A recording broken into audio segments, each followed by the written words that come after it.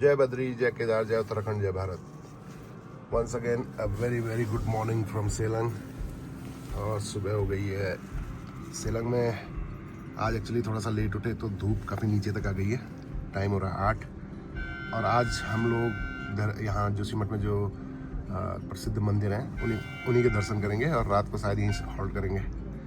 तो बने रहिए ब्लॉग में, आपको घुमाते हैं आज जोशीमठ लोकल जो मंदिर है और मार्केट।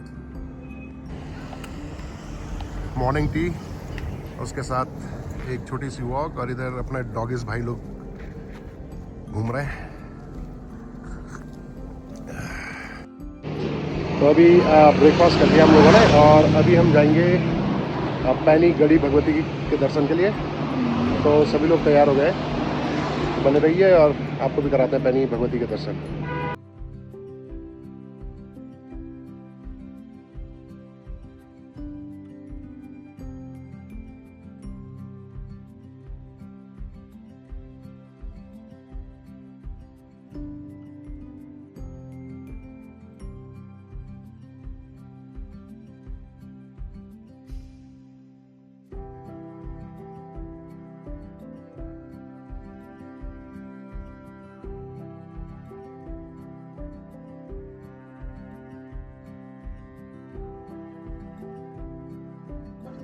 तो यहाँ पे हम लोग उतर गए हैं माँ भगवती के मंदिर के आगे और अब मंदिर प्रांगण में चलते हैं।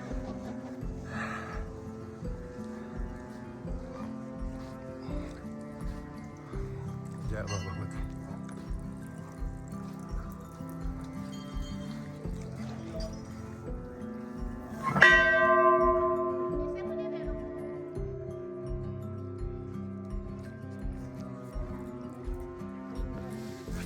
So this is the circle of life. जब बच्चे छोटे होते हैं तो दादा पोते को हाथ पकड़ करके इधर उधर ले जाता है और उनमें संस्कार डालते हैं, मंदिर ले जाते हैं। और एक टाइम ये आता है कि फिर पोते दादा को लेकर ही जाते हैं। और इस ट्रिप में मेरा बेटा हमेशा अपने दादा के साथ बना रहा। इट फील्स सो गुड यार।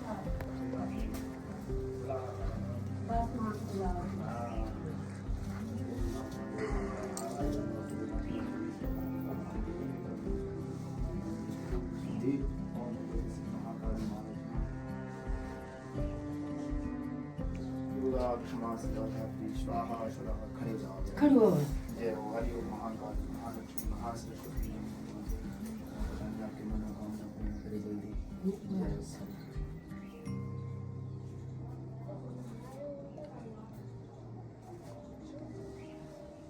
चलिए प्रसाद।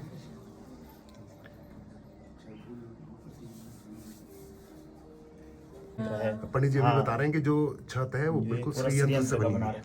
जी पंडित जी, और थोड़ा सा बड़ी सी लाए हैं उसमें जी। हाँ, तो 7 सबूर मिट्टी का और थोड़ा सा आप यहाँ की जो पौराणिक अपनी वो है वो बता देंगे जी।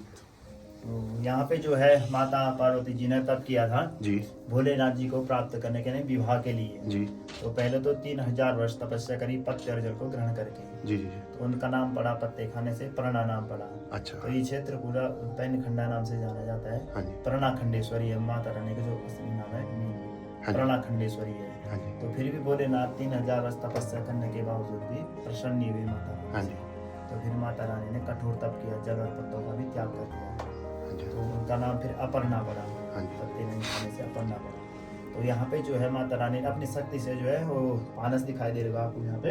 हाँ जी। तो ये स्वयं निकाला है, किसी का बनाया हुआ नहीं है वो। जो ये तो जो ऊपर जो हमने दीपक रखा जो है। दीपक है। हाँ, जो दीपक हाँ जी। ऊपर उससे रखा है। जी। तो जो पानस है पहले उसी में जलाते थे जो। हाँ तो जी। बाद में जैसे मंदिर बना तो छूना प्रारंभ किया। हाँ जी। तो हमने तेल वगैरह डालते रहे हम। हाँ जी। और बत्ती हर तीसरे चौथे दिन में बदलते रहते हाँ हैं। जी। तो यहाँ पे जो है प्रतिमा बनाई गई है, बाद में बनाई गई है। हाँ जी। तो दुर्गा माता का स्वरूप है, अष्टभुजा है, शेर में बैठी हुई माता है। अच्छा, जो अभी हाँ, चुनरी में जो दिख नहीं रही है लेकिन वस्त्र पहना रखे हैं तो अभी दिखेंगे नहीं। वो निर्माण सुबह ही दर्शन होते हैं। हाँ जी। तो नेत्र जो है बंद है। अच्छा। ध्यान मुद्रा में है माता रानी। अच्छा। प्रतिमा जो बनाई गई है ध्यान मुद्रा में। एकमात्र यही स्थान है जहाँ पे नेत्र बंद है और आपको सब जगह खुले मिलेंगे। हाँ जी। तो ये सिद्धपीठ से नाम से जाना जाता है, सिद्धपीठ है यहाँ पे। जी। तो यहाँ पे माता रानी के खड़ग है इधर, हाँ जी। सभी चंडिका माता, नंदा माता के, माँ भगवती के तो जब पूजा होती है बड़ी अष्टबली वगैरह जी। तभी आसन लेते हैं। हाँ जी। जिन पे आते हैं देते वही लेते हैं आसन। जी। तो गढ़ी यहाँ पे तपना, यहाँ पे राजाओं की कुल देवी थी, कात्यूरी राजा थे उनकी कुल देवी थी। हाँ जी। तो इसलिए गढ़ी उनका गढ़ी नाम तब पड़ा। यहाँ पे गढ़ था तो इसलिए गढ़ी पड़ा नाम। जी जी जी। हाँ, तो गढ़ी नाम से प्रसिद्ध है, जाना जाता है। जोशीमठ से 7 किलोमीटर पहले है। हाँ जी। 7 किलोमीटर। और यहाँ से सेलंग से रोड अप्रोच कर हाँ, सकते हो आप। और ये है। यहाँ पे बिल्कुल मतलब जैसा आपने देखा होगा कि मैं आप लोग लेकर के आया था, तो हाँ। गाड़ी से कोई दिक्कत नहीं यहाँ पे आने में। बोल राजेश्वरी माँ की जय। माता के बहुत अच्छे से दर्शन हो गए और पंडित जी ने यहाँ का जो इतिहास माता का है वो भी बताया। तो ये है यहाँ से 360 व्यू।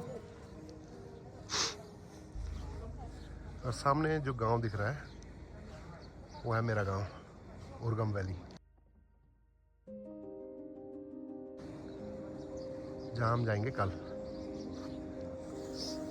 सामने जो रगड़ा सा लग रहा है लैंडस्लाइड, ठीक उसके पीछे हमारा घर है। और इस साइड अभी ये नया कंस्ट्रक्शन हुआ है रोड का, बट हम लोग इस साइड से जाएंगे जो इधर जंगल के बीच में जो रोड दिख रही है वहाँ से।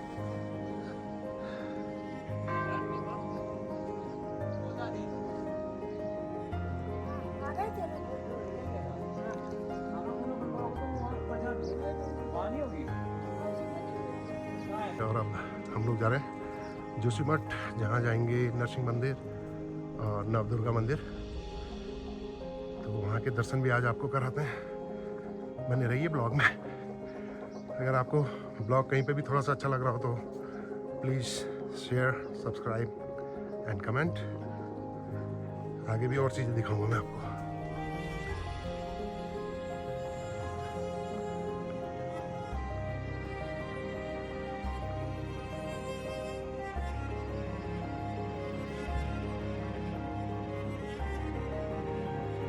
इस सामने जो पर्वत है, लेफ्ट में हाथी और राइट में घोड़ी पर्वत, हाथी घोड़ी पर्वत कहते हैं।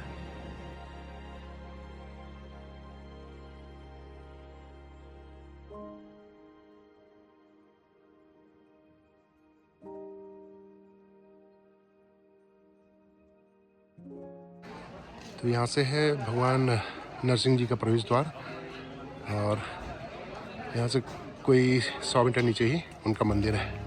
तो चलो करते हैं मंदिर में दर्शन भगवान जी के।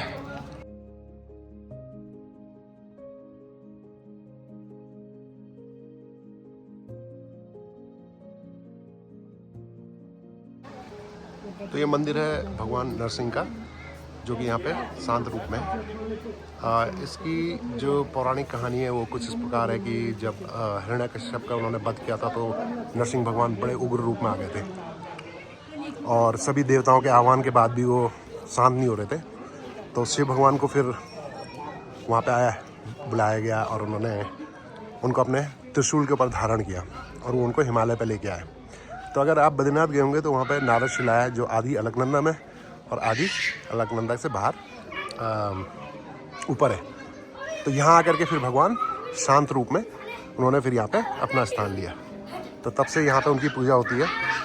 और एक और कहानी ये है कि इनकी जो बाईं भुजा है वो बहुत ही पतली है, और एक मिथ ये है कि जब वो भुजा मतलब अलग हो जाएगी तो जो ये इस साइड जो बद्रीनाथ है वहाँ नर नारायण जो पर्वत है वो जुड़ जाएंगे।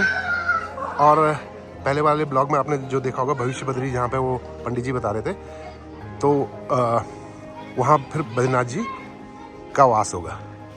तो वहाँ जो उन्होंने डिटेल में जब बताया था कि नरसिंह भगवान जी की जो मूर्ति और उनका हाथ, तो वो वही मंदिर है। ये जोशीमठ में स्थित है।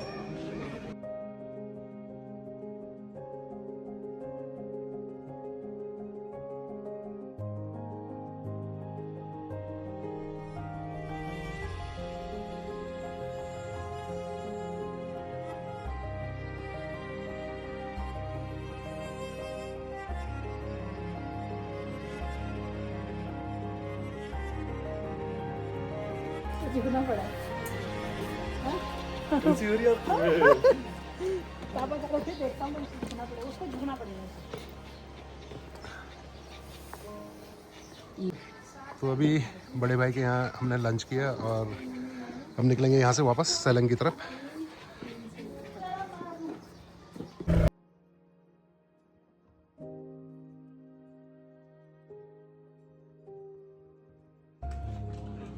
दोस्तों अभी कमरे पे पहुंच गए एट द एंड और अभी डिनर हो रहा है और इस वीडियो को मैं यहीं पे ख़त्म कर रहा हूँ। तो कल को मिलेंगे एक नई सीरीज़ और नए ब्लॉग में, तब तक के लिए बाय, नमस्कार।